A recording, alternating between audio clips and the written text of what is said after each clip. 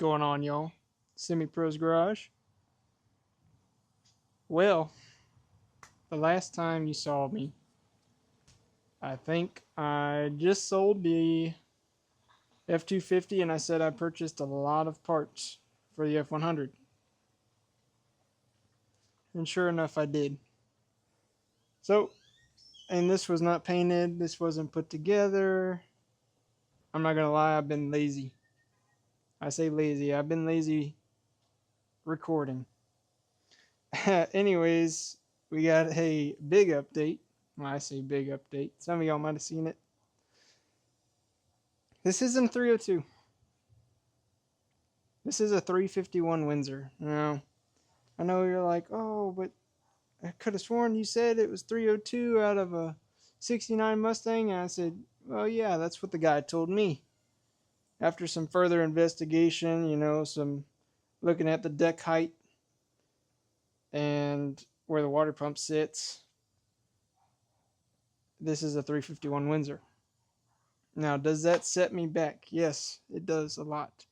I went and I bought a whole bunch of parts, assuming this was a 302, and a quarter of them don't fit anymore. Oil pan that I bought, oil pan gasket, the distributor that came with the EFI kit, I had to send that back to get the correct one. But really, that was kind of it for the most part. But now I got to wait on shipping to go back to where they came from so I can get the other one back, and yada, yada, yada. But anyways, what happened? Well, most of my parts still fit, so we are on schedule to still do stuff like that. These next couple of videos are probably going to be a lot of wiring, I would say, because I'm going to be installing the ECU somewhere in my truck, as well as some of the other things I have for it, running all the wiring, and trying to just get everything last minute all cleaned up and ready to go. So when my motor mounts do get here, my oil pan, and some other stuff get here, I can just go right into the truck. And we will be taking off the radiator support, just so it'll be easier to install, and I'm not trying to have to go over that again and scratch up the new paint. Anyways, let me show y'all what all we got here and see what we have done installed wise, and go from there. Alright, so this is the Edelbrock Performer intake that came with this motor when I bought it. These are the same valve covers that came with it. These Edelbrock old school valve covers. Anyways, I painted the bottom old Ford blue, is whatever the color is called, I believe. And then I went with gold for here. And I know you're like, what? That thing pops. And it might look a little bit more yellow on, yeah, it does. It looks a little bit more yellow on camera than it does in person. I kind of wish it matched this a little better, but it's alright. Not too worried about it. And the reason I went with blue and gold is, well, the old Ford racing stuff, some of them, not all of them, used to be like a blue and gold color scheme, and then they'd have the rims on their cars blue and gold. If you've seen Roadkill, they kind of go into that with the reason why David Freiberger painted the rims on his Disgusting, that Mach 1 that he has, goldish color, and that was kind of the reason for this as well. And anyways, that was why I did that. So we got a CVF electric water pump on here. I wanted to try something new, something I never done, so I went ahead and bought one of these. So we'll see about that. Really, this truck is gonna be a splash of old school with modernization. Originally, I wasn't really trying to go there, but at the same time, drivability wise, and I kind of wanted to experiment with some stuff and kind of see how they would perform. So that's why I went electronic with most of my stuff. And some of y'all know me, I'm not a big electronic guy. I mean, I've had a lot of carbureted cars over the years, and I'd rather have those than the EFI stuff, but I kind of wanted to test this out. and see how it did. So, anyways, like I said, electric water pump, all EFI, electric fuel pump. So that being said, I'm gonna be putting out a lot, or I'm gonna be sucking in a lot of power. Uh, so I'm gonna have to upgrade my uh, alternator, and I will be getting one. I think I'm gonna go to 140 watt because I do plan on doing some sound stuff and getting some speakers in this. Originally, these trucks only come with one 6x8, 6x9 that sits in the console up top, and that'll be getting changed out. So I'll be running speakers, EFI, water pump, fuel pump. I'll have LED lights uh, all around in the original spots that it has, and maybe some future upgrades as well will require power that I will desperately need. So we will be doing that as well. I still am not putting power steering on this truck, and I'll give you the reason why is because it doesn't much matter to me at all. This isn't a performance vehicle right now until I dig more into this and put a cam in and stuff like that. And that is in the future. We will be doing heads, do a cam, maybe even do a stroker kit, but that'll be in the future, like I said. And realistically, I want this truck to be drivable and to be able to have fun. And I should still be able to do that with the current platform it's on. That being said, I do have in the future plans to do the Crown Vic front end swap on this truck. I've looked at several Crown Vics. I've found just the suspension for the front, and then if we drop it up front, obviously we got to drop the back, and I do have a plan for that too as well. And that'll help me out a lot, handling wise and stuff like that, because I do like to drive like I stole it in any of my vehicles that I have owned, and especially the Mustang that I have. That thing, I think I get a ticket almost every time I go to Louisiana for work. But anyways, so I have looked into a lot of that, and I'll probably be going with a 2003 to 2011 front end, just because they are aluminum, they're boxed, so they're lighter, they're stronger, and overall it'll be more functionality, and but that'll be in the future. So, like I said, these next couple episodes are going to be wiring, installing this EFI kit. Also, I got to install the. Let me grab that. I got to install the dash that I put together the other day. So I went to a fully digital dash from Intellitronics. Now I know Dakota Gauges has their dashboard, but it's pricey. I ain't gonna lie to you, and I'm kind of doing this on a little budget. The only reason I got all these parts was from selling a vehicle. If we didn't sell that vehicle, this thing would be sitting here for a long time. But anyways, the Intellitronics gauge cluster, you can't see it, but this is the original cluster cover. And basically all you do for that is you take off the old cluster, all the analog stuff just bolts right out. And then it comes with, we'll split you down the middle here and see if you can see that. Yes, it does. So it comes with the plastic right here for the lens, and then it comes with a separator, and that will split up all the gauges that it has in here. You can kind of see it, it's right here.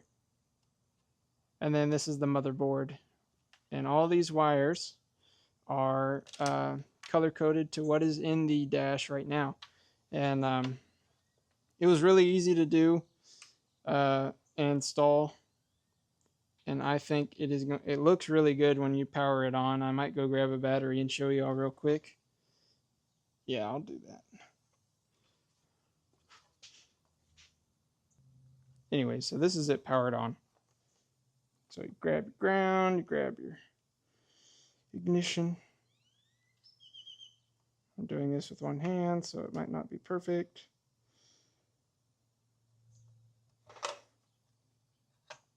And bada bing, bada boom, should be on. Yep, it's on. I don't know how well y'all could see that, but I hope it looks good. But anyways, so that's going to be my dash from here. And, you know, RPM, miles per hour, temperature, oil, battery, you know, all that stuff. So that'll be nice to have. And I also do have a tablet, an 8-inch tablet that came with this EFI kit, which will also read RPM, vacuum, water, and some other stuff, and the fuel to air ratio.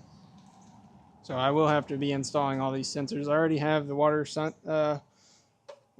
sensors on. This one's for the EFI. This one's for the dash, uh, and we'll be putting all the wiring in together in the next video. And so I'm going to share with y'all some other plans I do end up wanting have other plans I want to do. Sorry.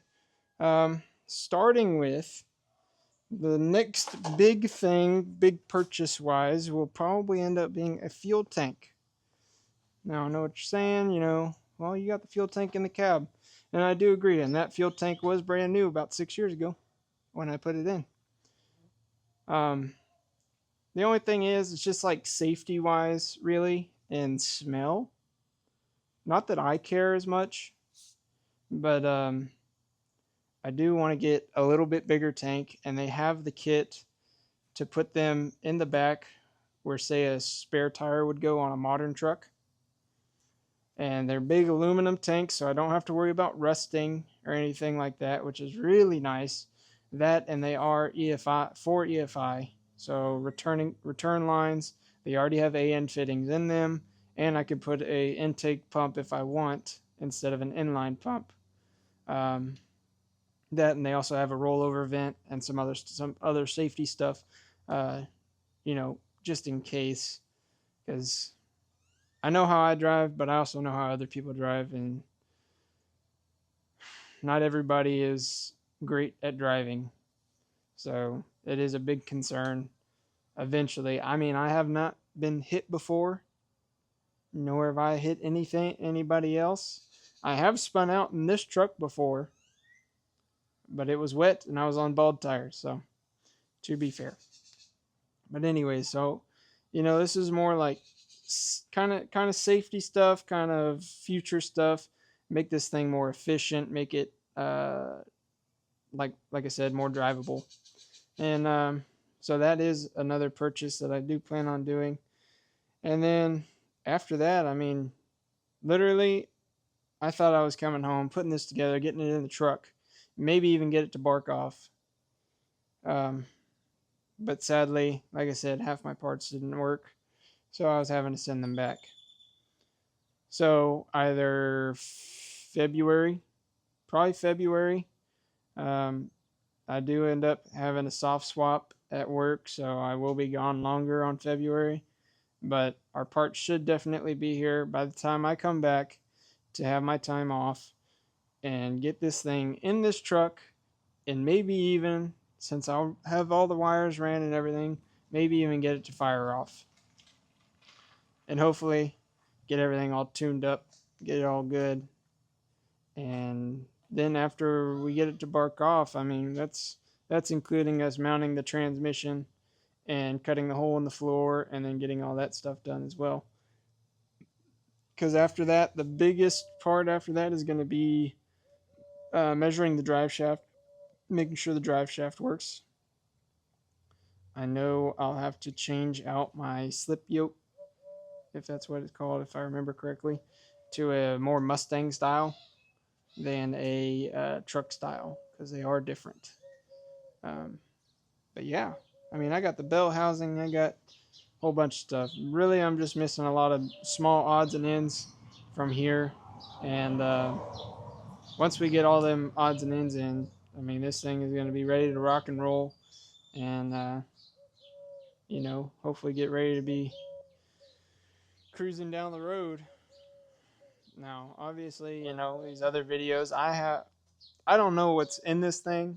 I don't know if it's got a cam. I don't know if it's, you know, I know for sure it's not stroked out because I can tell by the clearances on the underside of the block, and so I know that's a stock stroke, but it could have a cam in it, and if it does have a cam, it is a flat tappet cam, and I don't know how long this thing has ran. It might be in its break-in period still, so I'm gonna treat it like it is still in its break-in period, just in case. Because what I could see from the cam when I did take the intake off to paint it, it doesn't look like it has a whole bunch of wear on it, like it's almost brand new. So we will be taking it pretty easy because these flat tappet cams that they make now are nothing like they used to make back in the day, and they do wipe out pretty easy. So I would like to take it slow on that and probably look up for a break-in period. I believe it's like 2000 RPM for about 15-20 minutes and just let it rotate. And really, I hope that doesn't happen, but you know, anything's possible. Um, but yeah, that's the big update. 351 Windsor. I was planning on getting a 351 Windsor because I know the 302 can only hold so much power before it breaks. And I don't plan on going crazy, but I do like my stuff to last. And I've had a 302 before. I think they're fantastic motors. I've never had a 351 Windsor. I've had a couple friends that have had them, and they seem to be great. Um, and from what I've heard, you know, these are, you know, up a notch in the Ford engine world. So, but yeah, that's it. I think that's all I got. Um, got a lot of little stuff to do, and we'll be filming that in the next video. I got some welding and cutting I got to do on these headers to get the O2 bung in, so I can put my my O2 sensor in for the EFI. And like I said, a lot of routing wires and doing a lot of wire cleanup as well, because a lot of this stuff I'm not even going to need anymore. So, but yeah, thanks for watching, and I'll see y'all next time.